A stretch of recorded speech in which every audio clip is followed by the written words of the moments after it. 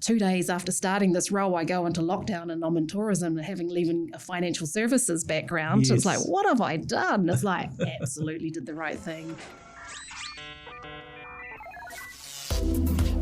The New Zealand Tech Podcast, brought to you by Gorilla Technology, proactive and strategic IT. Hey folks, greetings and welcome along to the New Zealand Tech Podcast.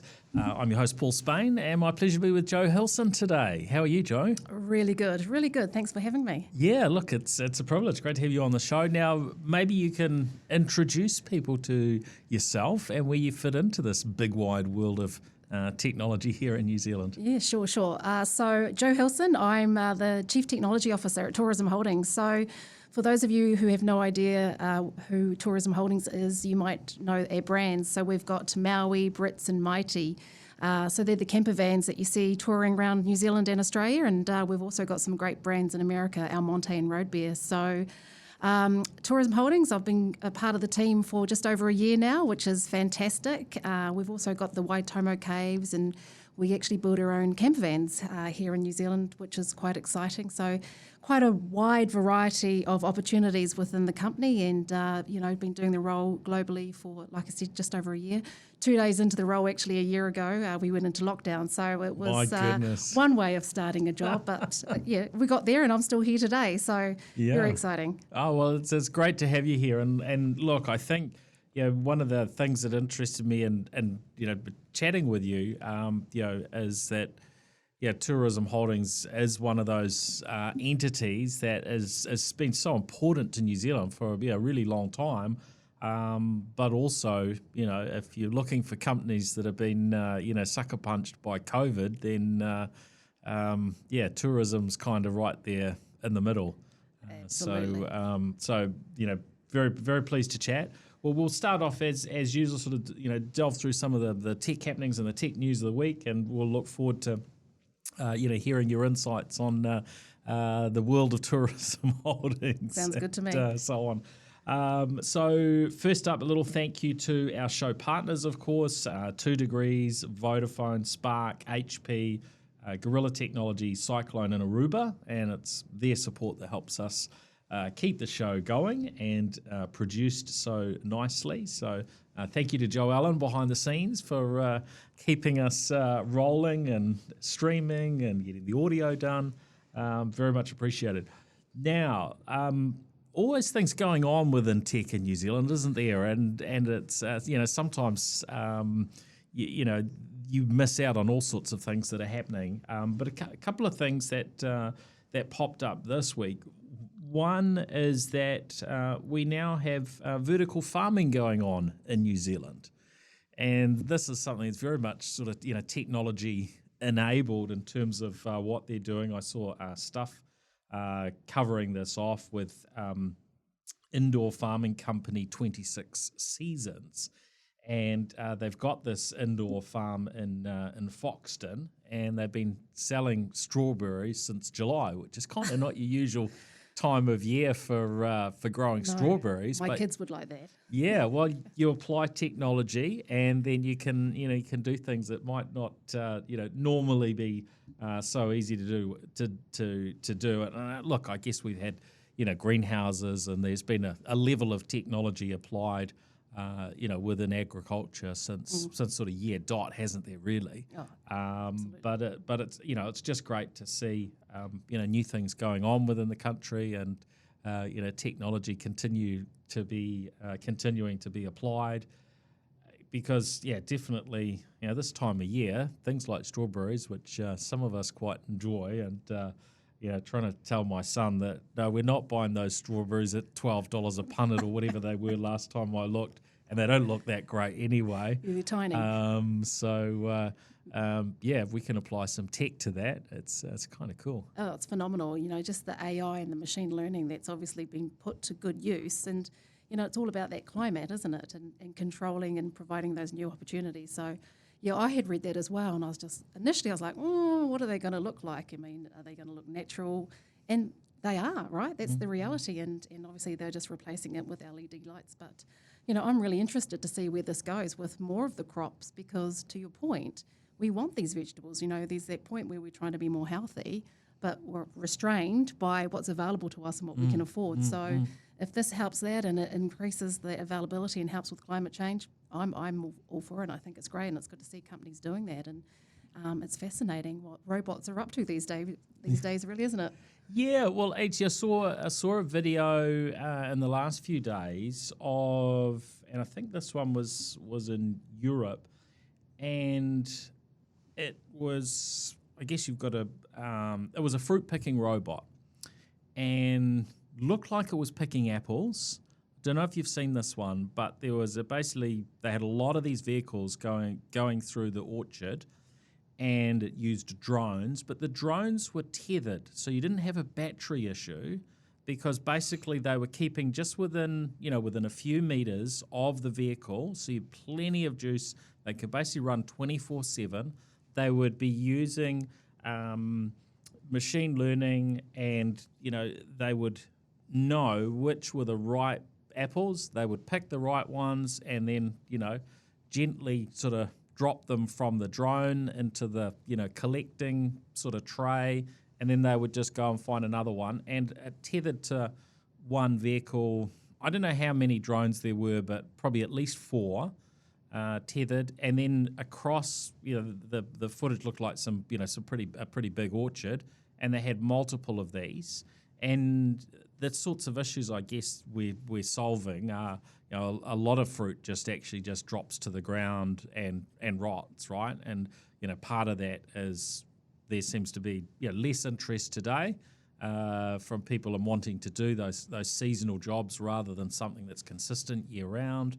While we don't have so many tourists in New Zealand or other places and so on. I mean, there's a whole lot of reasons, right? So seeing the technologies continually applied, new innovations coming through, it's really cool. And I think we're going to need more of this sort of stuff in New Zealand. And there's a lot that we probably don't hear about, bits and pieces I've seen, and you think, oh, that hasn't been covered. So we probably need to cover a bit more of that on the show, actually talk to a few of these, inventors and the companies that are at the cutting edge, because it's so important to our future. Oh, absolutely. And as you say, times have changed, right? You're going cherry picking in the summer times, or that being your job. It's like, well, people want a bit more opportunity and more money that comes with it as well. So if you can move this to AI and machine learning, great.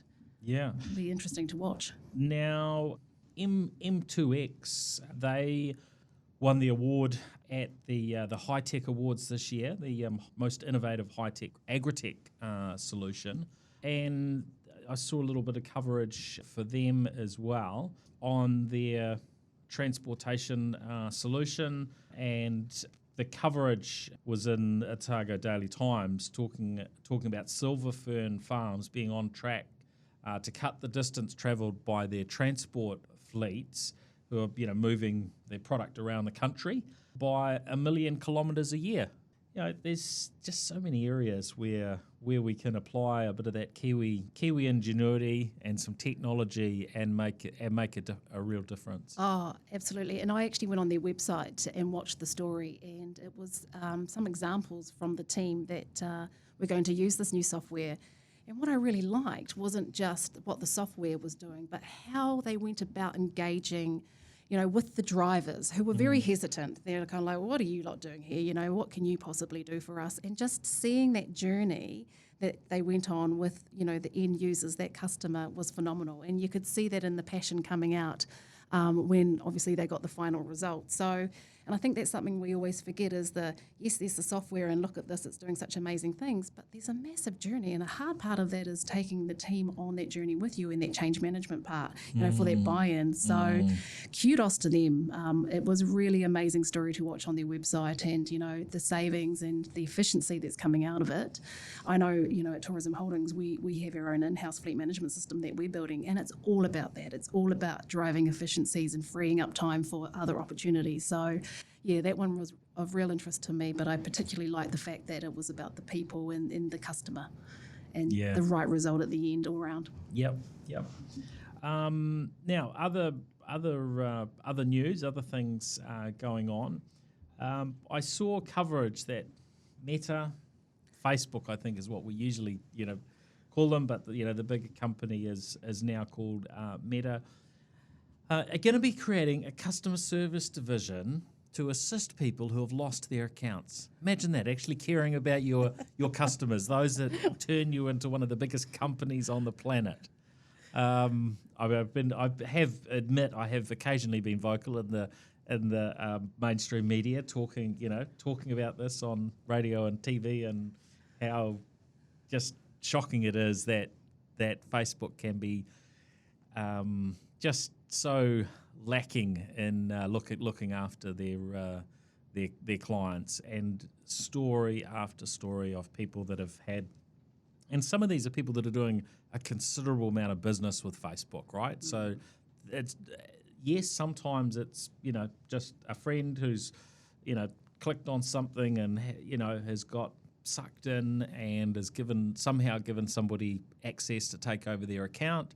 I went through looking at that for somebody recently, and there was absolutely no assistance that could help at where this one had got to, because somebody else had taken it over. They changed the email address and so on.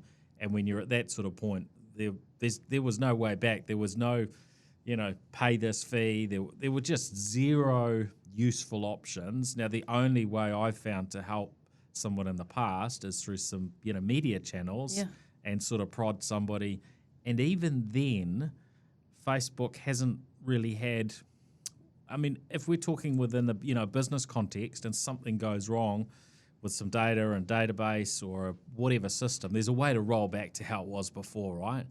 Well, with Facebook, it doesn't look like that. So yeah, a friend of mine, he had his band, he had his his own business, he was advertising them Facebook, he lost control. Working through the contacts that I had, he was able to get his account back, and eventually was able to get back sort of partly into those other accounts, but those accounts have been changed. His business had been renamed to something else, was now promoting something else. There was no undo, no rollback to how it was before the hackers. I mean, it beggars belief that these things can be so bad. That's what I mean. I'm astounded. When I saw that, I was like, what? They're only just putting customer services in now? And then, to your point, you've got some contacts. Other people were paying these high-profile lawyers and hackers to try and get their accounts back. I'm like, that's pretty extreme to go and get your account back. So, I must admit, I don't use Facebook a lot. I don't need to use it. So when I did read that, I just thought, for a company your size with that many customers and that much information about your customers, you've really found yourself in this position, was quite disappointing. So hopefully, the customer services makes a difference. Again, that's just, we're putting in customer service. What you want to actually see is the results, right? So it'll be interesting to watch the space. But I was absolutely astounded by that, and just the level that the customers were going to get their accounts back. It's really disappointing. Yeah, look, I know some people just say, look, I refuse to deal with Meta or Facebook as a company, and I won't have any accounts on their system. But realistically, they're a very, very big player. A lot of us use them for one thing or another. What I want them to do is to get some empathy. And this suggests to me that maybe they're at that point where they realise, actually, you've got to treat people right if you're going to succeed in the longer term. Yes, they had incredible growth and incredible success, but now their lunch is getting somewhat eaten. So, yeah, sometimes things have to get a little bit hard before they get better, and let's hope they get better for Facebook. Everything comes back to the customer. Like, you can't lose sight of that. You can't lose sight. So, many will remember when Microsoft became. There was a period there they just got more and more sort of arrogant as a business, and I think they figured out how to go through a change. And I know some people still have a huge dislike for anything Microsoft, and I guess that's what you create when you allow your business to lack empathy and to get arrogant. Well, and greed takes over. and that's obviously the challenge as well. So, yeah, it'll be interesting to see, and hopefully there's some good results. Yeah. I just didn't realise how frequent it was either, but you're right, they're so far-reaching on a grand scale of things. This is actually something big they need to fix. Now, this next thing I think is, I don't know, it just seems mind-blowingly huge, and I didn't see a lot of coverage on, and maybe it's because I don't, consume enough of more traditional media, but it seemed to be more tech media that were covering it, and in some ways fair enough, because it's sometimes hard to understand the implications. So I'm talking about the announcement where SpaceX and T-Mobile got on a stage and their CEOs said, hey, we're launching this new thing, and the new thing is that Starlink satellites will also be able to act as somewhat distant cell towers, and the suggestion, if we're to believe what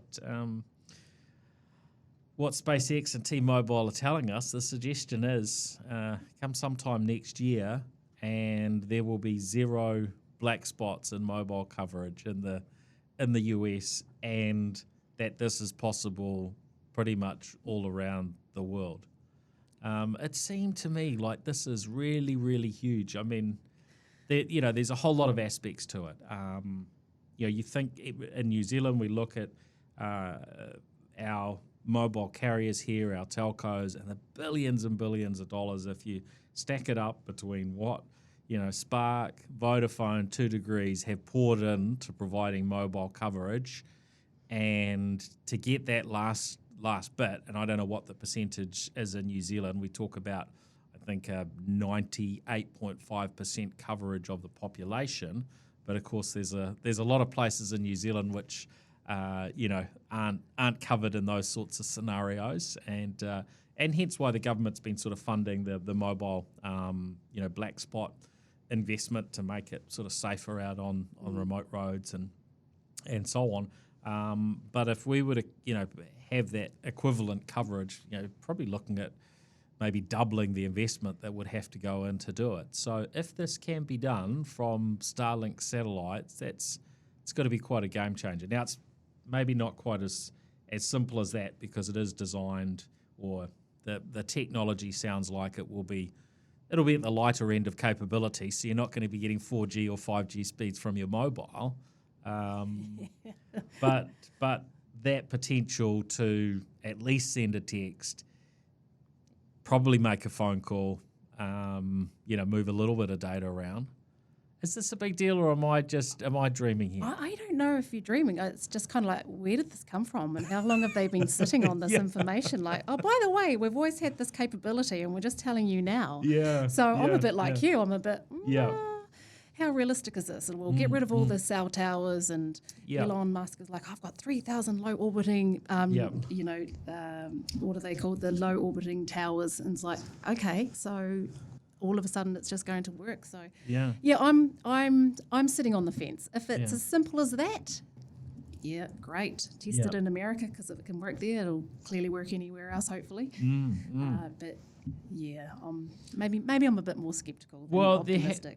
I did a bit of research, because I've seen a little bit on this in the past, and there has been some work going on this for some time. And so, when you Google satellite LTE network, for instance, there's a few companies that come up. One of the companies I read about when this announcement came out say they have already trialed the technology. So it might not be as far-fetched as it in some ways sort of seems. To think, hold on, those satellites, at the moment the satellites going up are 550 kilometres from the Earth. That seems a long way for a cell signal to travel. Right, we're kind of we're not quite used to that. But I guess the part of the breakthrough is that this is supposed to work with our existing LTE type phones. Part of how they've done it in the US is that T-Mobile have spectrum available that's going to be a fit. So there will be aspects there of, what spectrum is available in other countries. And then just the reality, does it work how they're dreaming it'll work? Well, I mean, you might have asked the same question when we first heard about Starlink and this idea of getting, 100 megabits per second sort of plus speeds from a satellite with low latency and so on. It's like, no, satellites never worked like that before, and they've sort of somewhat delivered. Yes. It's not perfection, but it certainly gives another connectivity option. The other aspect there is this is reliant on their next generation Starlink, so you never quite know with Musk whether that's going to come on time or whether we've got a few years to wait. Just another profound statement. Yeah, but I think it's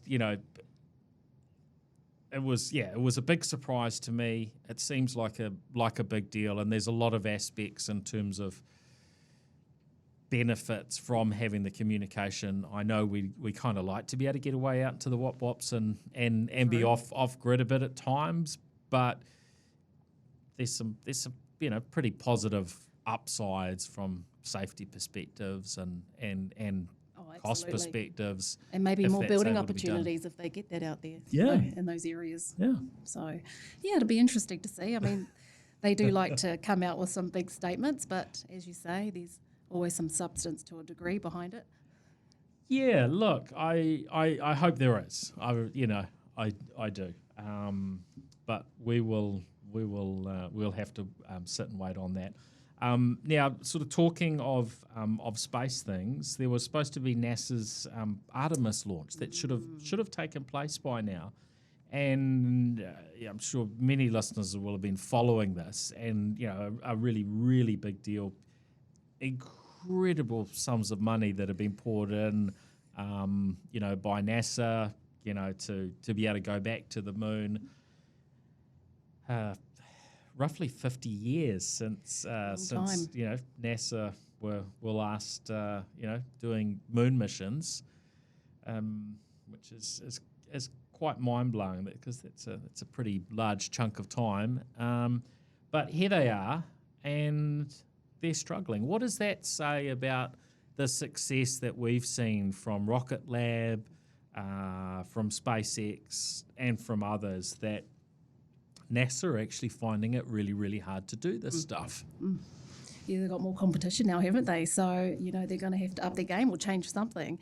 I only saw a snippet of it on the news this morning, but, I guess the reality is there is no appetite for any risk, when we're talking about flying into space. And there was a lot of comments around the team were tired and fatigued. And so obviously they've made the right call and they'll try again, but that's disheartening as well, right? So the team will go home and they'll just try and regroup and figure out what's next. And, there's a bit of pressure on them. So I think maybe it's this Friday, they might be trying again. And then if there's a date after that, this side of Christmas, who knows? So it's getting tough, more competition, more capability, different ways of doing things. So it'll be interesting to see what they change over, obviously they realise what went wrong this morning, but it'll take a bit more as well, just with the team morale and getting them up and feeling confident and hitting again a new milestone. But it'd be so exciting, you saw on TV the people there with their cameras waiting. It was just like 50-something years ago, the last time it happened. It's for them. It's super exciting. And I hope it does go well. Any massive milestone like this for any organisation, it's very disheartening, and what a celebration it'll be on Friday if it goes ahead. Yeah, I mean, there's a whole lot we could sort of delve into, but I think probably the big thing that stands out for me is just, we should not take for granted and assume what Rocket Lab have done is in any way easy, right? And the work that they continue to do, and all of the others that are operating in our aerospace sector in New Zealand, because there's all sorts of stuff that's going on, and these challenges are generally not trivial. Complexity just beyond anything I could fathom. Yeah, I just look at what I'm delivering versus what you're trying to do from space, and to that point, nothing can go wrong. Nothing can go wrong. So, good luck to the team, and to your point, wow, truly admire our other companies that are doing it. Yeah. And those who are interested in the broader aerospace sector, just another reminder, I know we mentioned it last week, but next week is the NZ Aerospace Summit in Christchurch, so you might still have a chance to get a ticket if you haven't already. Whatever level of interest you have in that, well worth thinking about. So they've got a pretty stellar lineup, sort of mix of speakers and panelists and so on, that I think some will be in person. There will be some that are beaming themselves there remotely, but looks like a really impressive lineup. So well worth thinking about. It's amazing how space has just become so reachable that we can talk about it and be part of it. 20 years ago, it's like, oh, that was just for astronauts. Now, what a difference. It's exciting, really exciting. Now, a couple of gadgets I wanted to mention, had a look at recently. Amazon Echo Show 15. Now, we've got used to the Amazon Echo, and we've been speaking about it on the New Zealand Tech Podcast since I think I got hold of early, wasn't quite pre-release, but it wasn't broadly publicly available, in the early days. And the Echo with Alexa being this voice assistant, well, it seems to keep evolving. And when I saw the Echo Show 15, there was a little bit of scratching my head and thinking, why do we need a 15-inch plug-in tablet? When I first heard about it. Now, I think it's going to be still probably a niche product at this point in time, but it looks really good. So think of the Samsung frame TVs that you pay a real premium for. Well, this is down a similar track, so it's a picture frame. You can have it sort of displaying pictures, and you can have it doing lots of things. I think the primary role for most will be probably where they would use where people would be using Alexa anyway, where they would be using an Amazon Echo device. This is something potentially can fit on the wall in the kitchen environment, was where it sort of, to me, would make some sense. We were chatting actually before the show, weren't we, Joe, about friends that have got the Samsung smart fridges with the display on them and so on. Well, in a way, this gives you much of what that does, and I know the smart fridge has some extra things because it can show you what's inside the fridge, and in theory, remotely, you can be running around the supermarket and have a look in your fridge and go, have I got some of that? Although those features don't seem to get well used, and in fact, even some of the other capabilities, and in some ways, it reminds me of discussions we've had around. And in the early days, it was, do you buy a smart TV, or do you have a TV and add whatever smart technology with it, which you can refresh as you need to? And to me, this is it gives you, in many ways, I'd say a superset of what, or almost, I don't know, yes and no. In some ways, it's more capability than you'd get in a smart fridge. Doesn't have that camera bit. But otherwise, you've got a really flexible and responsive device. Basically, you can either put it on a little stand, which is how I've been testing it out, or you can mount it on the wall, that sort of picture type look, and then you can not just do the usual sorts of things, and you can see your shopping list on there visually, which is quite nice. And our fridge has actually still got a whiteboard where things get written on a shopping list, and then we've got Alexa, and so on. So you end up with these sort of multiple systems. So actually bringing that together, so you can, you visually see it, but you can do Netflix and whatnot on there as well. So it's I don't know. I think it's pretty cool, but I'm not sure how many people will be signing up in terms of the it's just broader more and populace. more gadgets, right? It's just like your house has been overpopulated, and I'm thinking about sustainability and where we want to go in the world, and reducing carbon. It's just like, well, do we need this? And in my mind, I'm sitting here thinking, I can see my children adding more and more and more items to the grocery list, and it'd be me just like submitting the grocery list off, didn't check it, and what's coming home that night. Yeah. Yeah, it'd be interesting. I think, like anything, we've got to find that balance for home. How many gadgets do we need? How many, to your point with the fridge, what features were unnecessary? And not everyone in the house is savvy, right? So, it's trial it, and it comes down to personal preference, doesn't it? Yeah. Couple of other things. You can mount it vertically or horizontally, and it's got a physical sort of switch across the camera because you can do, video calling through it as well. I don't think it's got a Zoom option or a Teams option, which is probably quite good. It's a good thing. Which actually introduces a whole nother point, which maybe we'll discuss another day, but we're getting a whole range of devices. Facebook have got their devices, or Meta. These quite low cost devices where you can do all sorts of things. And I tried out, one of the Facebook ones, and I'm trying to remember what it's called. It might come back to me. One of their gadgets, and it was a few $100s, and you had the option of being able to do Teams on there and being able to do Zoom. Which is quite a big gap between that and what goes into your boardrooms. You can spend a lot of money on that kit. Facebook Portal is and I guess it would be also a competing device to some of these Echo shows, because you have got a screen, and there are a few variations with ones that have got built-in battery and so on, so you can move them around, but they are effectively a sort of a chunky, not quite a tablet, but sort of a tablet on a stand and so on. Well, we've got their hybrid working from home, working for the office, or mostly working at home in some cases. So, it's almost like you're buying these knickknacks, as I say, to set up your office at home. And I guess this is where we're seeing more and more opportunities come out and more of these products. It'd be intense, I think, because sometimes you can kind of go, I need this, and then at the end of the day, it's like, actually, let's reassess and bring it back to basics. But we all like the new bright and shiny, don't we? Yeah. And look, the other device you and I were chatting about before we started, that I'm trying out over the last few months, is Oppo's Find X Pro, which is kind of top of the line Android smartphone. Very nice bit of tech.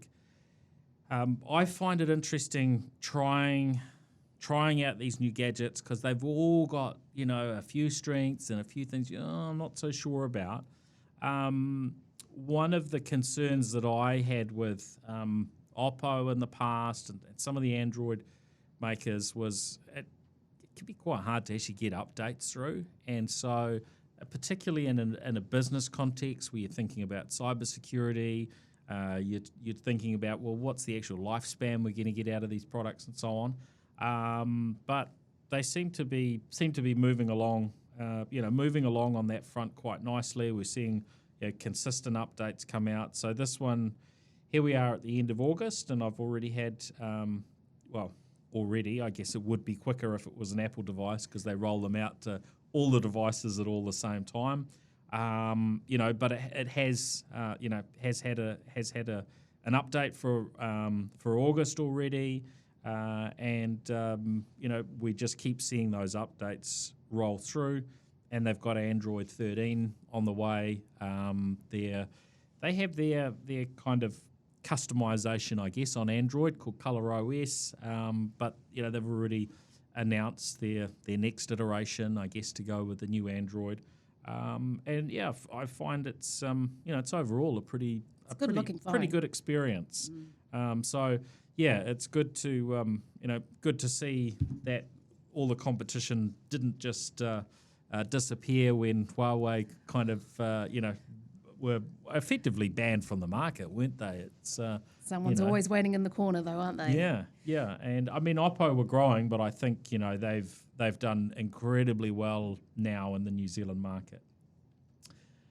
Right, now we need to talk about Tourism Holdings. Hey. I'm very keen to hear what you've been up to, and how are things going? How are things going? The borders are now, sort of somewhat open, but the whole business was, from the outside, like how is the business even still operating? But you've had to maintain a team and be ready to get going. Obviously, providing services for those that are in country here in New Zealand and other markets that you work in. So walk us through a little bit of that journey. It's been a ride.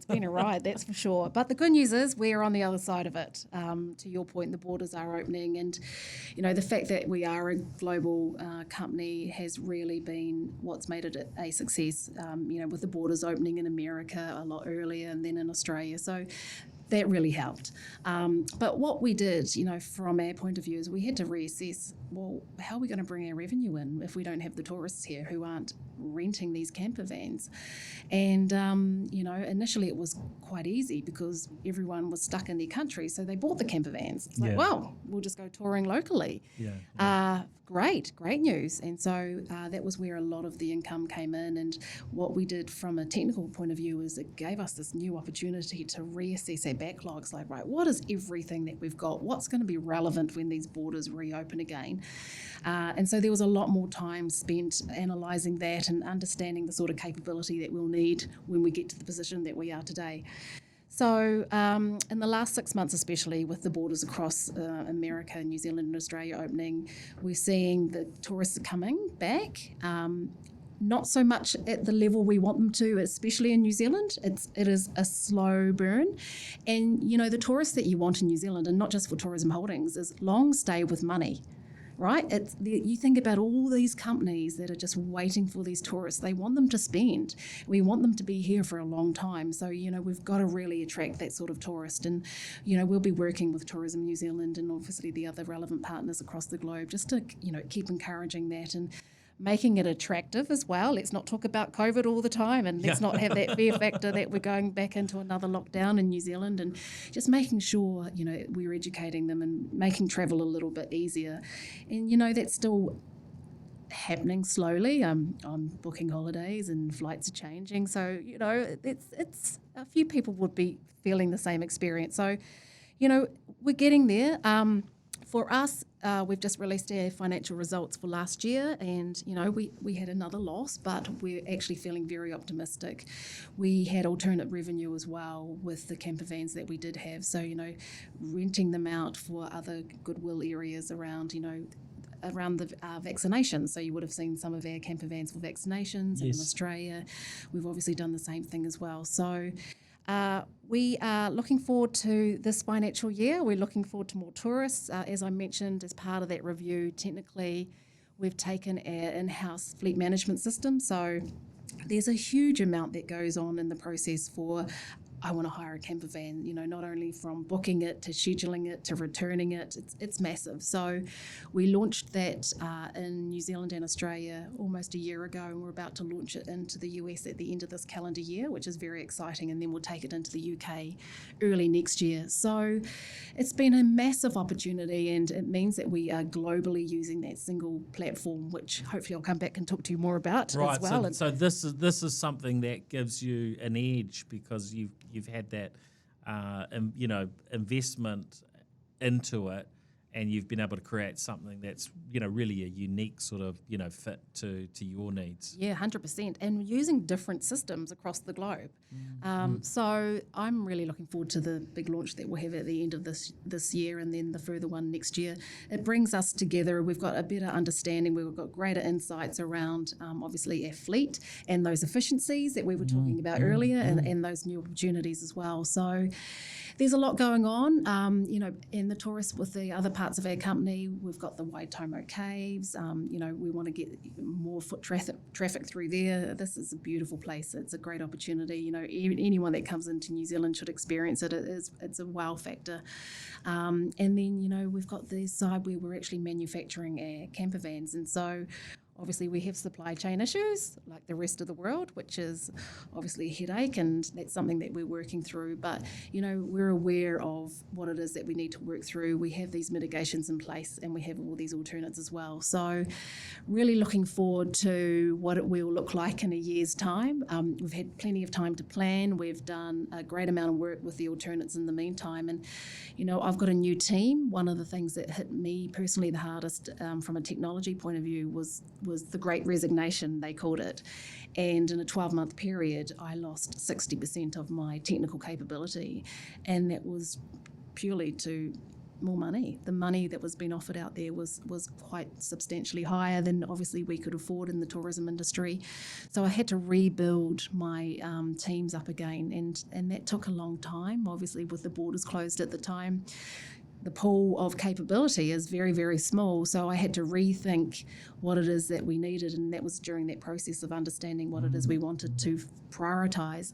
But the great news is, I now got a new structure. I've got capability that's coming from graduates from university, juniors that have just had a little bit of experience, the intermediates and the seniors. So there's a real balance, finally, of that capability in those different roles as well. It's not all filled. There's about 3 or 4 roles, which is good compared to where we were, that we're still focusing on. And, we are accredited, so we're using that new process that just came in the middle of this, the middle of this year as well. So taking advantage. New people into the country. So with those tech skills, so we've got some great candidates offshore that we're just waiting to go through the process with, and that's going through a few blips and blobs, and there can be challenges when these things are first launched, right? Here's a policy and here's a process. I'm like, well, there's a few steps missing you didn't tell us about. So like everything. But listen, it's something that we're working with their relevant teams on, and I'm excited. And one of the key things that came out in our report, our financial reports from our CEO, was just how proud he was about the resilience of our teams, and I am too. 2 days after starting this role, I go into lockdown and I'm in tourism, and leaving a financial services background. It's like, what have I done? It's like, absolutely did the right thing. This is great. I can't wait for the world in general just to be back to, hopefully, that energizer, lots of travelling, lots of money being spent, environment again. So lots to do. What are we coming into the second month of the financial year? Well, end of the second month. Never a dull moment. Yeah. And comparing that your tech team, and how many people have you got working, in the technology aspects of Tourism Holdings? So we have around 60. And that includes internal and external teams. So we have offshore teams. So we've leaned on offshore teams. We were already doing that. So thankfully, because we were able to retain them, and they've been phenomenal. And they're just an extension of our internal teams here. They're just part of the crew, and they do a fantastic job. So we have the majority of our teams based in Auckland, New Zealand. As I mentioned, we've got the offshore teams in Lebanon. We've got some IT support in the US and also in Australia. But over the last 6 months, when we were recruiting, we were opening up, where do you live? Where do you want to live? So we do have a few that are scattered out through New Zealand, and that's fine. That works. We, as you mentioned, Teams and Zoom, that makes anything possible, no matter where you are, no matter what time of the day. But it's great. The thing for me now is building that culture back, with quite a new team and spread out in different parts of the globe. We need to make sure that remains a focus and balance that with how many days do I have to be in the office? Do I have to be in any, or watch the space around that? Yeah, I think that's a journey of a lot of organisations, and it's interesting that you saw so many of your people on the tech side sort of drawn into other roles. Everyone was struggling to find people, and so there was just all manner of challenges, and people got pulled and enticed in all sorts of directions. But how did that compare with the rest of your workforce? Because you have people that are out there, working on the ground, not necessarily anything to do with with being based in an office. They're out there facing the public. How's that side, worked out? Because it probably wasn't so much for many of them to do at times. No, that's right. And so, there was obviously a phase of having to let people go. But for the people that remained, they stayed. Retention was very high. So almost the opposite of what I experienced from the digital side. So a lot of retention, a lot of resilience that I saw through that. And, I obviously got the resilience of my team that have, stuck through as well from a digital side. So, we're very proud of that fact. And now we're in a position where we're going from redundancies to recruitment. We're going from loss to profit. And so it's a great feeling, and it's something that those of the team and the crew, whether in technology or in the front line that have been through it, can be proud of and feel optimistic that it was worth it. That's the gamble they took, and it's the right gamble. And like I said, in this time, in a year's time, hopefully it's even a better, result than what we're anticipating.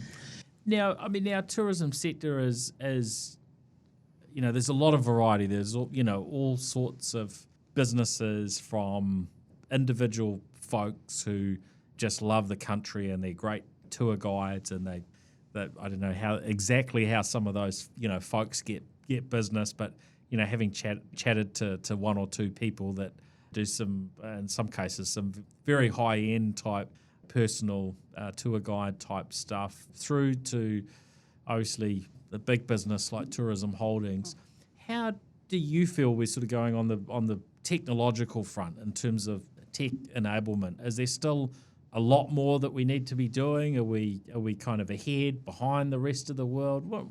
What do you see? Yeah, good question. I think there's probably a lot more. I think, we kind of had put in a holding pattern for a while with COVID, and a lot of companies closing from that tourism side, especially in New Zealand. And so, which is really sad. And a lot of those small business owners who put their heart and soul into growing that, and they had dreams that one day that they would maybe using technology to grow their business, and that opportunity's gone. I think it'll come back. Innovation for me is high on the agenda. I put it in as a mandatory thing as part of a plan for the year. And I see that, it's never ending, the opportunities, and you're hearing what goes on in tourism around the world. So quick answer is, yes, I think we've still got a lot to do. I think the more is the focus is just building businesses up to have the money to enable that to happen, right? Let's build ourselves back into a state of having a profit so we can then use that to enable technology to grow us even more. Yeah, it's hard, isn't it? Because, at your sort of scale, there's a level that you can invest that other smaller organisations can't. But sometimes it's the smaller organisations that maybe need it more to be able to, actually, even to exist and to keep going, right? That's right. And they're paying top dollar for capability at the moment. So that's the other thing that you've got to balance, is like the rates have just gone up so high. It's like, well, actually, what can we afford? And so there will be a lot of that thinking that will be going on. And, it doesn't happen overnight, technology either. Even the example we were talking about earlier today around the high tech awards, and was it MX2? Yeah, M2X. M2X, that's it, sorry. 8 years, So depending on what it is that you want to produce, it can not necessarily happen overnight. So a lot of planning, a lot of balancing, bring the tourists back. Let's just get ourselves into a profit before we focus on that. And I guess, one of the things that we all have to do is, in our environments, is create that environment where folks want to be, where talent wants to come and spend their day building and doing things that mean something, that make a difference. And knowing about them. Yeah. There's just so many companies you don't even know about until you see these awards, and all of a sudden it's like, wow, that's happening in New Zealand, or wow, that happens in Australia. That's not so far away. It's amazing, how much is happening and evolving without even knowing about it. And it takes a lot to be reading, all the updates and having access to the relevant articles to know who's doing what. And if you're not doing that, you're going to be none the wiser. So being able to network now as well is obviously going to help with that. Seeing more of those summits that are happening as well will enable The odd us to, podcast can yeah, help the too, odd right? podcast. Exactly. So now that this is kicking off again, that will definitely help. And I think there's huge opportunities for tourism. For me, tourism is just about making more efficiencies, making it the customer experience just so crisp and clean. It's like, oh, I'm coming back, or I'm taking this for a lot longer, this experience. You know, that's really what it's about for tourism. That's great. Well, I can think of 100 more things I'd like to ask you, but we're out of time for this week, so we'll have to do another one again. But thank you very much, Jo Hilson. It's great to be here. been good to have you on the show. And look, thank you also to our show partners, to 2 Degrees, Vodafone, Spark, HP, Gorilla Technology, Cyclone, and Aruba for their support of the show. Now, if you've been watching this on our live stream, then do make sure you fire up your smartphone, whatever you are using there, and look for a podcast app to subscribe on.